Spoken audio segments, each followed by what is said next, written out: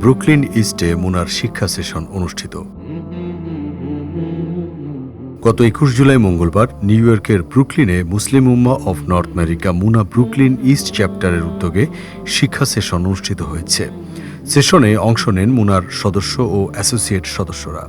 উদ্বোধনী পর্বে পবিত্র কুরআন তিলাওয়াত করেন চ্যাপ্টারের মিডিয়া ও কালচারাল সেক্রেটারি সালাউদ্দিন মোহাম্মদ রাসেল। নাশিদ পরিবেশন করেন উম্মাহ কালচারাল গ্রুপের শিল্পী মোহাম্মদ ফখরুল ইসলাম ফয়সাল এবং অনুষ্ঠান পরিচালনা করেন চ্যাপ্টারের কর্মপরিষদ সদস্য মাওলানা মোস্তফা কামাল।